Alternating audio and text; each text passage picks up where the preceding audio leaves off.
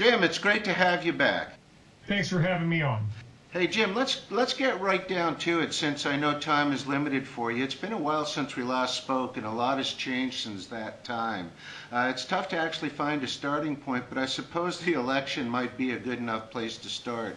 Care to share your thoughts on which path we'll follow depending on who gets elected? What about the damaging emails released by WikiLeaks and so on? Can you make your comments on that for us, Jim? Well, I think that if the American electorate has any common sense at all, they'll look very closely at what has come out in WikiLeaks. They very clearly show the deeply ingrained corruption within the Clinton family, the Clinton campaign, and the Clinton Foundation. It's very dangerous to think that Hillary Clinton might be our next president. Any differences about Trump, should it be? I personally do not think the party is going to let him step into play there, but should he? Do you see any different path developing? Well, I have to agree that Trump is so much of an outsider that there's a very high likelihood that something could be staged to prevent his being seated in office. And in terms of how the world might look with a Trump administration versus a Clinton administration, I think that we're still in a very dangerous world.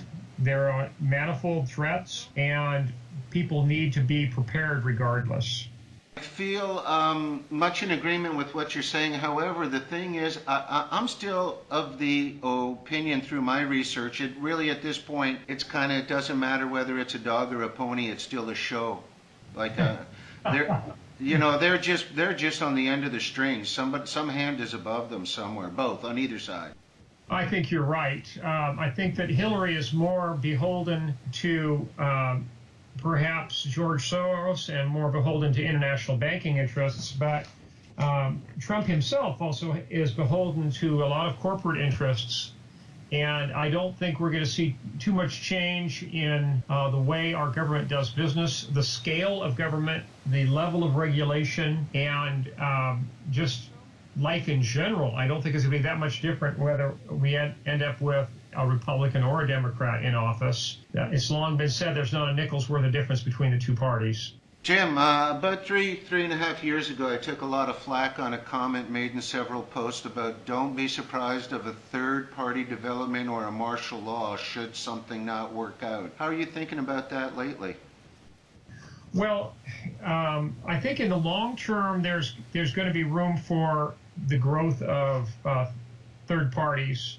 In the short term, I don't think anyone like Gary Johnson is really going to have much of a chance at all. Long term, though, I think there could be really room for a third party, especially if we continue to see a high level of corruption and nepotism in both Republican and the Democrat parties. It is only going to serve to further disgust the American voters. Do you feel the martial law cards are swept off the table, or seriously, if there is, because in the alternative medias, it's looking strong on the Trump side with actual votes. Now, I don't particularly believe that's going to come to play. I do believe, though, they might call a delay of some sort. It's possible. In fact, in a conversation earlier today with Alex Jones, we were talking about the possibility of a cyber attack that could postpone the election or postpone seating a president or possibly even suspending the election altogether. Whether it's martial law, whether it's the advent of World War III, whether it's a socioeconomic collapse, there's any number of different things that could happen that could cause either a delay or a complete suspension of the election. There's a far more important election that transpires on December 4th. An entire continent undoubtedly is going to shift directions, entering into completely new territories. No question its effects are going to be felt worldwide. Comment on why it's not even being found in Western medias. And of course, I'm talking about the Italian referendum. Mm-hmm. Well, because of the weak conditions of the entire southern tier of the European Union. The Italian referendum is going to be quite important, and also the next South African election is also going to be quite important in global affairs, I think. Regardless of what happens in Italy, though, I don't think we're going to see any astounding news of great stability in the southern tier of the EU. We're going to continue to see a lot of financial turmoil. There'll probably be more bank bail-ins. There'll be a further erosion of banking privacy in Italy, Spain, Greece. It's bound to happen. What do you feel, though, in terms, my thoughts about the EU in general was a 28-country test, really, a lab result. It supported a bastardized currency called the euro, which is bound to fail over time. And most people don't grasp there's a huge difference between two people from different states, let's say Louisiana and Texas, versus two people from completely different countries. Yeah, it's a long way from Norway to Naples. Yeah, and they share nothing in common. I mean, their history, their culture, their language. America shares these commonalities. It's just a matter of time. And we could see a dissolution of the EU into maybe 3 blocks initially, and then a complete dissolution. But I have to agree with you, in the long term, the EU is doomed to failure. Just cannot work. Jim, what are you seeing over about the line in the sand recently drawn in Syria? Talk to me about both sides here. Well, I think that the U.S. has made a huge mistake in announcing their plans for a no-fly zone for northern Syria. And it could very well push us toward a third world war. Up till now, what's going on in Syria has largely been a function of nation states supporting various surrogates inside of Syria with different proxy armies. If we institute a no-fly zone, that would have the potential for putting us in direct confrontation with Russia. And if we start shooting down Russian planes, it's not that far for World War III to break out. Why is it so much of the Western population is not understanding the U.S. and Russia are already at war? They're just holding the events, they're staging them in different countries. Well, yeah, in effect, we've been in a Cold War for many, many years, of course, even under the Soviet Union. But even after the fall of the Soviet Union, the Cold War really continued. And then things accelerated with the Ukraine crisis starting 4 years ago. That's never been resolved. And in fact, last year, the U.S. Congress voted for lethal aid to go to the Ukraine. That was a very provocative step. And I don't think most people in the United States even heard the news that happened. And then, of course, since then, things have been spinning out of control in Syria. And we're already in a war of words, a lot of saber rattling, and an economic war, and to a lesser extent a cyber war.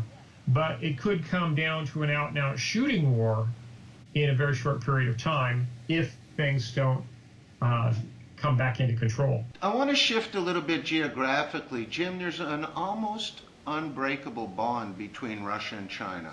And it's a bond that most are not even aware of exists. It's not energy and it's not Silk Roads. The bond I'm talking about is potable water. Russia has over 25% of the world's potable water, and China is basically transforming into a desert. They use Lake Baikal. It's currently supplying China with vast amounts of its potable water and can continue to do so for several decades. Comment on why no one mentions this when referring to the strong bond between both countries, aside from geographic bond. Well, yes, it is true that they've had a strong bond. It dates back to the days of communist China and Soviet Russia, but economically those ties are still in place. The Trans-Siberian Railroad infrastructure, in effect, is a great attribute to both Russia and China. Most people don't realize how much trade ends up going out of Siberia and off of Kamchatka into the Pacific markets. There's also a lot of cooperation that's gone on for many, many years between the Soviets and later the Russians with the Chinese in terms of military developments, in terms of tank technology, artillery technology, radar technology, missile technology, that has not been very well publicized in the West. That co-development is still going on. It's every bit as strong as the co-development that went on between, say, South Africa and Israel 20 years ago. There's also a bridge that recently started construction. I launched recently a second site, a little bit more serious of a site called Something Feels Wrong, and I recently put out a post in it, and I have it on there. I'm not going to look it up now though, but it's a 4-lane highway that takes a day-and-a-half connection and reduces it to under 20 minutes. And where is this? Between China and Russia. Wow. Direct connection. Yes, I know that's substantial, but yet nobody's talking about it. Interesting. Well, I think that the more that people can tune in to global economics and take a closer look at some of the deep ties that exist between countries, that will help them to formulate their perception of where things might fall out in terms of if there is a World War III, who the players will be and how they will align themselves. And I don't think that Russia and China are going to end up on opposite sides in the next World War. They're very likely to be on the same side. The other interesting dynamic is China and India. And that's something that's also very poorly publicized in the West. But the Indian Navy, for example, is in co-development with submarines with China. I know. Well, I mean, geographically, this makes about as much sense as saying America can't trade with Canada. Sure. Yeah. You know what I'm saying? It's just geographically you border each other, and there's no way of stopping this. And share with me if you agree my way of thinking from outside looking in. I feel the most dangerous thing as human beings, regardless of our differences, we're currently facing right now is a toxic foreign policy. Mm-hmm. I would agree with you there as well, Barry. Right now, most of the national governments are working contrary to the best interests of their citizenry. Because if you look at the way foreign trade is handled and the Forex market in currencies and the international credit markets, as well as Bank of International Settlements, for example, all of that is geared toward assisting corporate interests and international banking interests rather than assisting in the development of nation states and bettering the livelihood of day-to-day citizens around the world, whether they're first, second, or third world countries.